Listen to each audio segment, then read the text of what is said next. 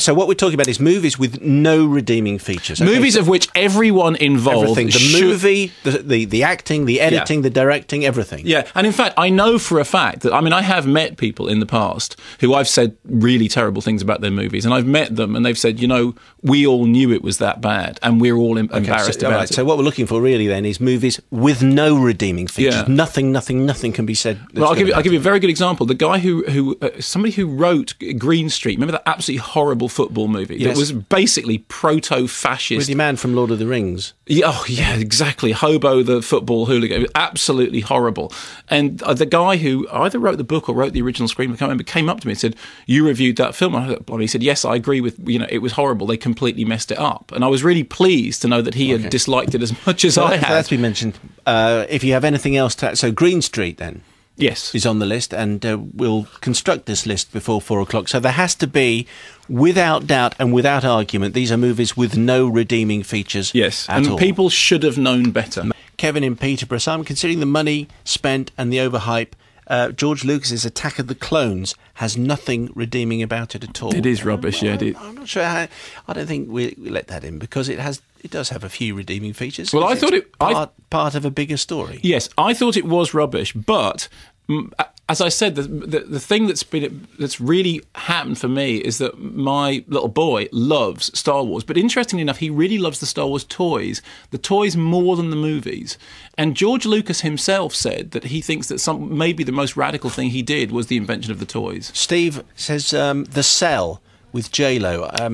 Utterly vacuous and without merit. I suspect I'm not alone in this belief, Steve. You're not. I think I walked out of that. Yeah, actually. It's I was supposed to interview J-Lo about it, and couldn't. But it's kind of forgettable, isn't it? It's one of those things. It's not bad enough to even get angry about. You just sort of think, Boxing Helena, says Mark. I guess. But who's the lead actor in Boxing Helena? Take a wild guess. Nicole Kidman. No, the lead actor. Oh, sorry. Go on, who? Julian Sands. Yes! There we go.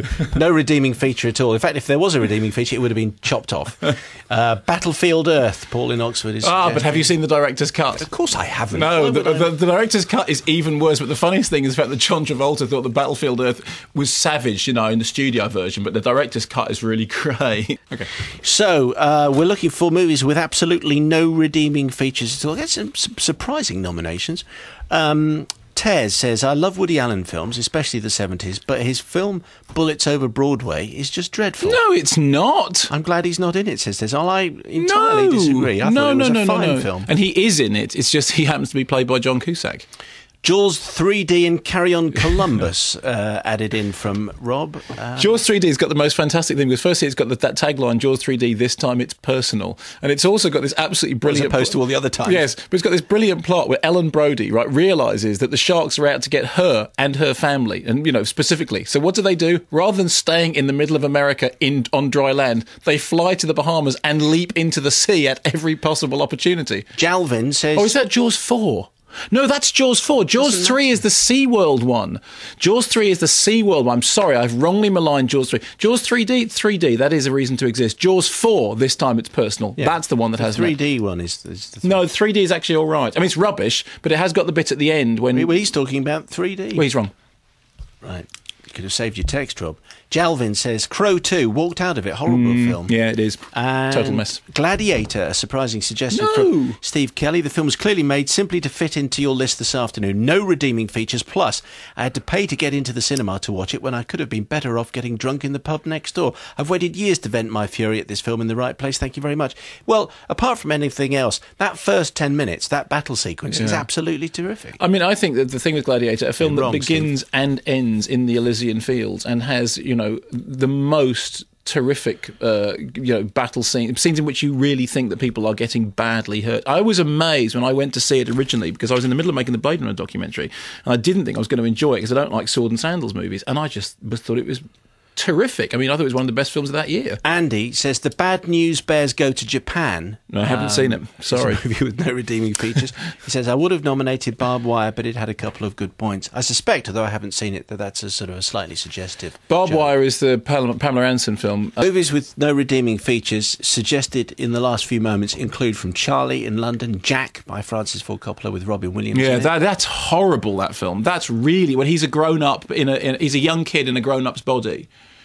Remember that? Yes. I was confusing it with the what's the film? Is it Jack Frost? Where Snow Dad's better than No Dad. Yeah, that's a bad movie. This suggestion, if it's true, The Nostril Picker, directed by Mark Nowicki. Apparently, if you check it out on the Internet Movie Database, no one from the cast went on to do anything else. Yeah, I've never seen it. It doesn't loom large. Striptease with Demi Moore, utterly without merit, Martin in Hereford. Yeah, it is rubbish. It is rubbish. It's a shame. Although there is one good line, isn't there? Because she goes to the club that she works at is called something like Heifers, and she says it's insulting to women and it's insulting to heifers.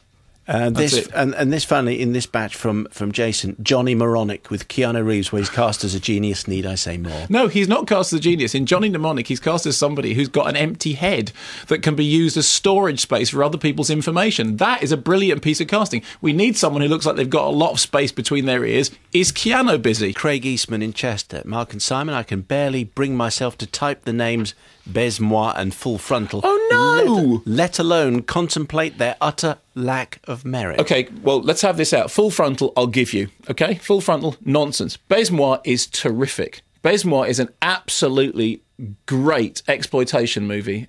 Sorry, go on. No, go on, you finish. I was going to say, it's one of those films that I thought, it's so brutal and so exploitative and so completely mean-spirited and yet funny in a sort of Gaspar Noé influence kind of way. The two women that made Baise-moi, I actually think knew exactly what they were doing and really went for it, and I enjoyed it. Robin Wiltshire, Tin Cup with Kevin Costner. No, I love Tin Cup. I love Tin Cup. You're completely wrong. Let him finish. He qualifies for the US Open using only a 7-iron after snapping his other clubs over his knee. Atrocious. No, middle-aged male comedy starring Kevin Costner and Rene Russo. And she says, "You have your moments," and he says, "Really?" And she says, "Yeah, this is one of them."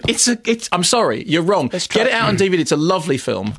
Ben McCrory in Manchester is suggesting the Da Vinci Code. Yeah. But then he spoils it, because he says, the only good thing about this steaming pile of manure was the tagline, invented by some wag, "I know what you did last supper."